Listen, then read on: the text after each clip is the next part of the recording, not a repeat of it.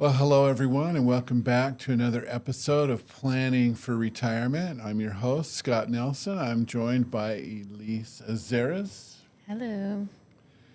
So, Elyse, what's the burning question that you have for us today?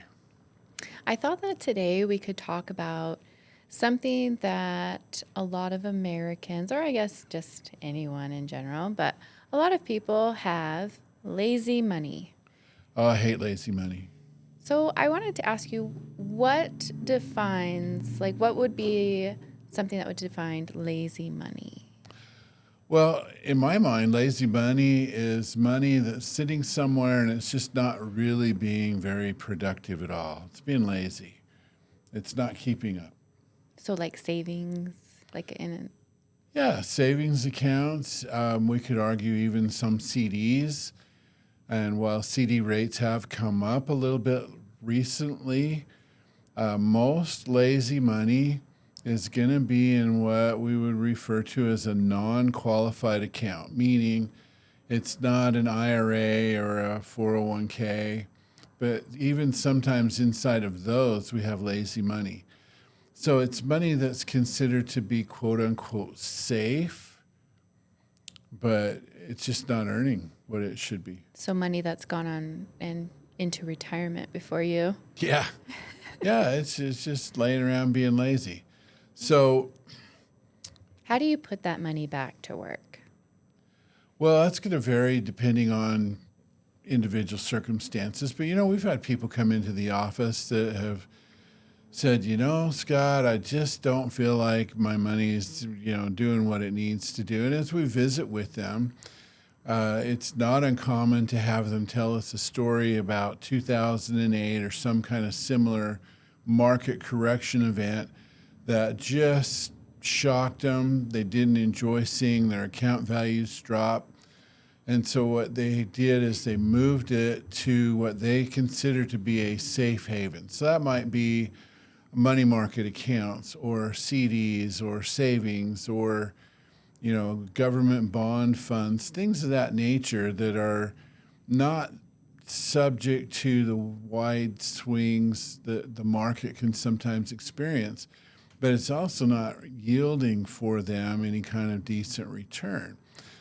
So when you factor in inflation, and then especially if it's a non-qualified account, taxes on what little earnings they are getting, we really find a lot of times their money's not keeping up with inflation. So their money might be safe, but it's losing purchasing power. I see. So if somebody had money in that super lazy money, what would you suggest for them? Let's say those that, since we do deal with those who are getting ready to retire or who just retired, someone in that category, what's something that you can suggest to put their money back to work for them? Well, I guess first we'd have to outline kind of what our philosophy is for the planning process. So, as a general rule of thumb, we believe that people should have an emergency fund that's somewhere liquid and accessible to them.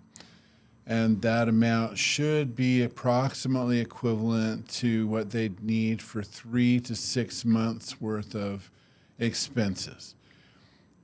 Even if they weren't getting any return on it, it's worth having money that's available right now in case of an emergency.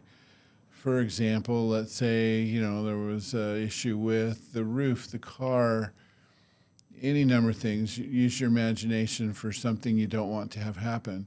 You want money available to take care of that right now. And we would prefer people have funds available as opposed to using a credit card. Credit cards are a whole nother topic where people get themselves into trouble a little bit because of high rates. But beyond that, now we want to look at having the money be efficient. So from there, we look at earnings potential, and there's so many things we could talk about. We like using managed accounts where the money's diversified across different sectors of the economy, and it's generally going to stay ahead of inflation better than any other tool.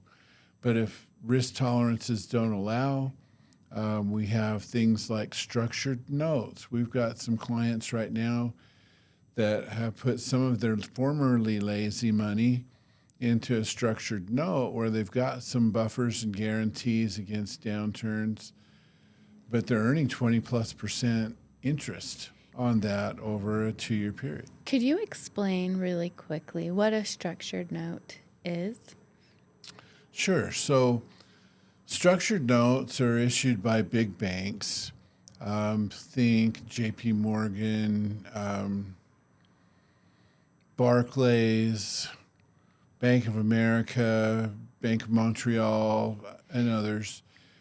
And the bank is borrowing your money. They want to use it for a period of time, and they're willing to offer you favorable terms.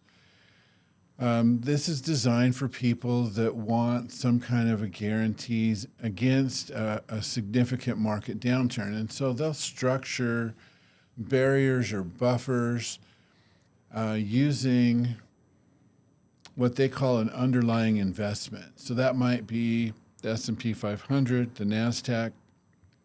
It could be an individual stock like Amazon or NVIDIA, things of that nature.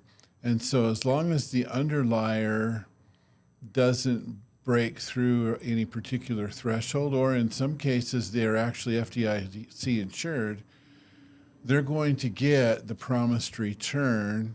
So it works like a CD, Yeah, but with higher yields. that's awesome. And how long are those? Like I know a CD has certain time frames that you can choose. So how would a structured note work? They work in a similar fashion, though typically the shortest term we see is going to be 13 months, and that's by design, so that the gains that are realized on those can be treated as capital gains in many cases. And it could go out for as far as 14 years. Wow, The sweet spot on growth notes tends to be 4 years.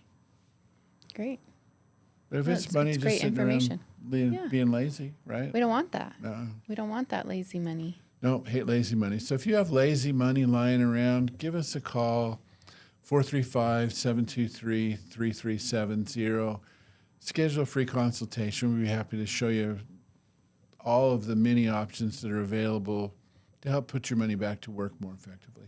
Great. Thank you. You're welcome. It's been fun. Until next time.